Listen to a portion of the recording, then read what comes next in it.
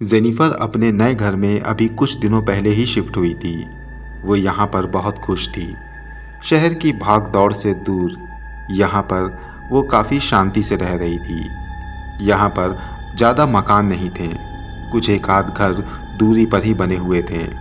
Jennifer को यहाँ का माहौल बहुत पसंद आया था। वो अक्सर अपने डॉग के साथ बाहर घूमने निकला करती थी। यहाँ की ताज़ा हवा उसके मन को भा गई थी।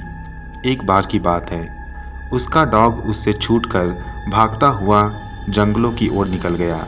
जेनिफर भी उसे ढूंढते हुए उसके पीछे पीछे जाने लगी। जेनिफर काफ़ी दूर तक उसके पीछे गई कि तभी उसने वहाँ पर एक पुराना मकान देखा। मकान काफ़ी खूबसूरत था, लेकिन बहुत ही पुरानी हालत में। ऐसा लगता था कि जैसे सालों से वहाँ पर किसी ने सफाई ना की हो। वो उस मकान को बाहर खड़ी हुई देखने लगी। उसे ऐसा लगा जैसे कि अंदर से रोशनी आ रही हो। शाम का वक्त भी हो चला था और उसे अपने कुत्ते की भी तलाश थी। वो आगे बढ़ने ही वाली थी कि तभी उसके दिमाग में आया कि कहीं उसका कुत्ता वहीं पर तो नहीं। वो उस मकान की ओर झांकने लगी। तभी उसकी नज़र उस मकान के ऊपरी मंजिल की ओर पड़ी। वहाँ पर एक बहुत ही छोटी सी बच्ची खड़ी हुई थी। बच्ची बहुत प्यारी थी। उसे देखकर जेनिफर ये सोचने लगी कि आखिर इस बियाबान में ये मकान किसका होगा और कौन लोग यहाँ पे रहते होंगे। उसने ये सोचते हुए बच्ची को इशारे से नीचे बुलाया। बच्ची थोड़ी ही देर में नीचे आकर जेनिफर के पास खड़ी हो गई। जेनिफर ने उससे पूछा, बेटा आपका नाम क्या है? उस बच्ची ने बड़ी ही मासूमियत से जवाब दिया, ईव। बड़ा ही प्यारा नाम है, जेनिफर ने उसके सिर पे हाथ फेरते हुए कहा। और फिर जेनिफर कहने लगी, बेटा यहाँ और कौन कौन रहता है? ईव बोली, मेरे मम्मी और डैडी। जेनिफर कहने लगी, वो लोग कहाँ पर हैं? ईव ने पीछे पलट कर देखा। उस समय ऐसा लग रहा था कि जैसे ईव किसी को देख रही हो। जेनिफर भी देखने लगी, लेकिन वहाँ पर कोई नहीं था। जेनिफर ने फिर कहा, बेटा तुम्हारे मम्मी पापा कहाँ हैं? ईव ने जेनिफर से कहा, वो लोग काम पर गए हैं, वो लोग रात में आते हैं। इस पर जेनिफर काफ़ी ज़्यादा हैरान हुई। वो कहने लगी, क्या तुम यहाँ पर सारा दिन अकेले ही रहती हो? ईव ने हाँ में सिर हिलाया। जेनिफर को ये सब कुछ बहुत अजीब लगा। उसने ईव से कहा, बेटा अगर तुम चाहो तो मेरे घर में आ सकती हो। तुम सारा दिन अकेले ही रहती हो और मैं भी यहीं पर पास में ही अकेले ही रहती हूँ। तुम चाहो तो मेरे साथ चलकर मेरा घर देख सकती हो। उसकी बात पर ईव फिर से मुड़ी। जेनिफर को इस बात भी बहुत अजीब लगा और वो थोड़ी सी डर सी भी गई। ईव बार बार मुड़ के इस तरह से देख रही थी जैसे कि वो किसी के आदेश का इंतजार कर रही हो। ईव ने अपना सिर फिर जेनिफर की ओर मोड़ा और ना में जवाब दिया। इस पर जेनिफर कहने लगी, ठीक है बेटा, जैसी तुम्हारी मर्जी। वैसे यहाँ पर मैं अपने डॉग को ढूंढते हुए आई थी, क्या तुमने उसे देखा है? वो वाइट कलर का था। इस पर ईव ने एक बार फिर पीछे पलट कर देखा। ये सब जेनिफर को डरा देने के लिए काफ़ी था। जेनिफर अब अंदर ही अंदर डर रही थी। उसने फिर कहा, बेटा क्या तुमने मेरा डॉग देखा है? ईव ने फिर से अपनी गर्दन जेनिफर की ओर मोड़ी और ना में जवाब दिया। इस पर जेनिफर कहने लगी, ठीक है, मुझे लगता है कि वो भागता हुआ काफ़ी दूर निकल गया है और वो हो सकता है थोड़ी ही देर में वापस भी आ जाए। बेटा अगर तुम्हें वो दिखाई दे तो तुम मुझे ज़रूर बताना या उसको अपने पास ही बांध लेना।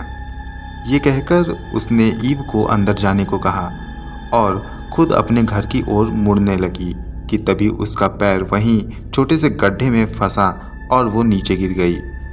जेनिफर ने खुद को संभाला। उसने पलटकर ईव को देखा। ईव अभी अपनी ही जगह पर खड़ी उसे देख रही थी। जेनिफर उठी और एक स्माइल करके वहाँ से चली गई। वो बार बार पलट पलट कर ईव को देखती रही जब तक कि वो उसकी आंखों से ओझल नहीं हो गई। जेनिफर वापस अपने घर आ गई। ईव से मिलकर उसे काफ़ी ज़्यादा अजीब लग रहा था। इतनी प्यारी सी बच्ची इतने भयानक जंगल के बीच में रह रही थी, ये बात उसे अच्छी नहीं लग रही थी, मगर कर भी क्या सकते थे। किसी को ऐसे घर में उठाकर भी लाना ठीक नहीं था।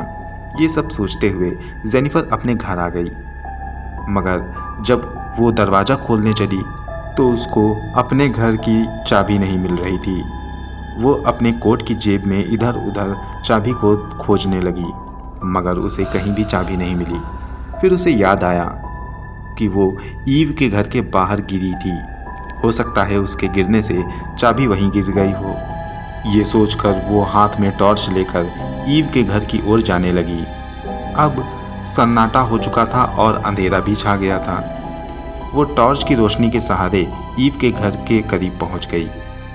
उसने बाहर से कुछ आवाज़ें सुनी जो ईव के घर के अंदर से आ रही थीं। ये आवाज़ किसी कुत्ते के कराहने जैसी थी। ये बात जेनिफर को बहुत अजीब लगी। वो चुपचाप दबे पांव ईव के घर के अंदर फांद कर चली गई, क्योंकि उसके घर के बाहर की बाउंड्री काफ़ी ज़्यादा ऊंची नहीं थी। जेनिफर दबे पांव ईव के घर के करीब जा रही थी। वो उनके घर के करीब पहुंचकर उनके घर की खिड़कियों से अंदर झांकने लगी। अंदर बहुत ही मध्यम रोशनी मालूम पड़ रही थी। वो और आगे बढ़ी और धीरे धीरे वो पीछे के कमरे तक पहुंची। वो बाहर से ही पीछे के कमरे की खिड़की से झांक कर देख रही थी। जो नज़ारा उसने वहाँ पर देखा वो किसी को भी डराने के लिए काफ़ी था। वहाँ पर ईव उसके कुत्ते को अपने मुंह में दबाए नोच रही थी। ये नज़ारा देखकर तो मानो जेनिफर की सांसें ही अटक गई। वो घबरा गई। उसने अपने मुंह पर हाथ रख लिया। अब न जाने कैसे ईव को कुछ आहट लगी और उसने जेनिफर की मौजूदगी महसूस कर ली। उसने पलटकर जेनिफर को देखा और खिड़की की तरफ दौड़ पड़ी। जेनिफर अपनी जान बचाने के लिए जितना तेज हो सकता था उतनी तेज भागने लगी। वो काफ़ी तेज भागते भागते अपने घर के पास आ गई। वो काफ़ी ज़्यादा डरी हुई थी। चाबी तो वो अपने साथ लाई नहीं थी, इसलिए उसे अपने घर में रुकना ठीक नहीं लगा। वो भागते हुए अपने पड़ोसियों के घर के पास चली गई। उसने मदद मांगी। पड़ोसियों ने उसकी बातें सुनी और उसको एक रात के लिए अपने घर में रोक लिया। उनके पड़ोसियों ने उसे बताया कि उस इलाके में कोई नहीं जाता है। सदियों से वहाँ पर किसी भयानक शैतान के होने की बातें कही जाती हैं, इसलिए तुम अब वहाँ पर मत रहना, क्योंकि उसने तुम्हें देख लिया है और वो तुम्हें ढूंढते हुए ज़रूर आएगी।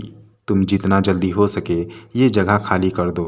उनकी बात सुनकर जेनिफर ने कुछ ही दिन में वो जगह खाली कर दी।